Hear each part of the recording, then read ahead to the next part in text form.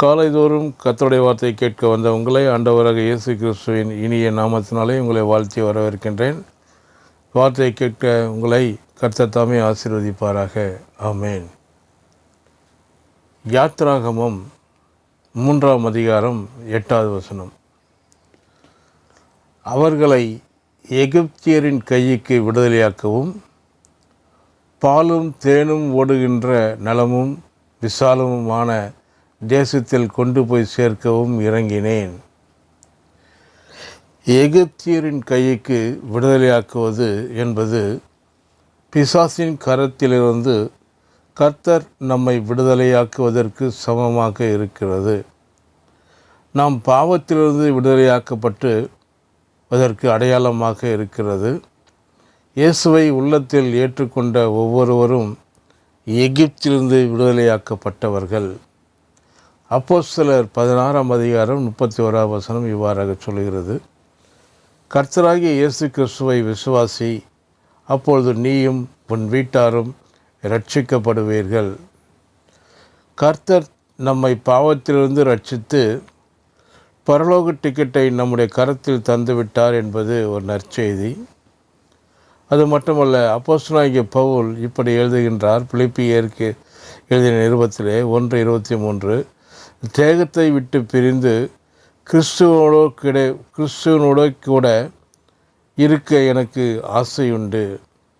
பவுல் மாத்திரமல்ல, இயேசுவை உள்ளத்தில் ஏற்றுக்கொண்டவர்கள் எல்லோருமே தேகத்தை விட்டு ஆவி பிரியும்போது கிறிஸ்துவோடு பரலோகத்தில் இருக்கலாம்.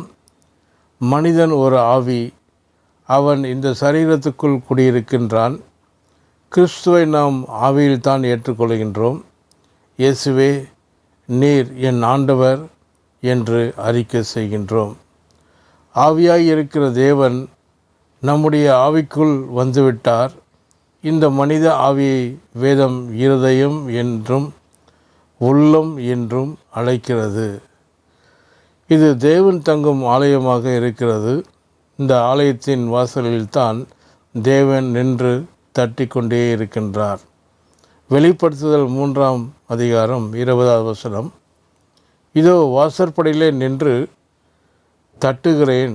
ஒருவன் என் சத்தத்தை கேட்டு கதவை திறந்தால் அவனிடத்தில் நான் பிரவேசிப்பேன் என்று சொல்லப்பட்டிருக்கிறது.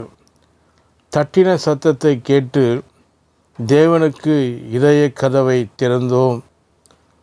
அவர் உள்ளே வந்தார். அங்கே நிரந்தரமாக குடியேறி விட்டார். எவரை காட்டிலும் நெருக்கமாக உள்ளே இருக்கின்றார். அவர் இப்படி சொல்லுகின்றார்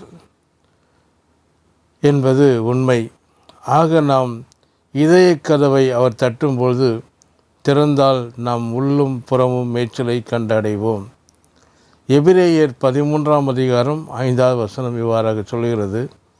நான் உன்னை விட்டு விலகுவதும் இல்லை, உன்னை கை விடுகிறதும் இல்லை என்று சொல்லி, நீங்கள் என்னை தெரிந்து கொள்ளவில்லை, நான் உங்களை தெரிந்து கொண்டேன். நாம் சில வேளைகளில் தவறு செய்கின்றோம்.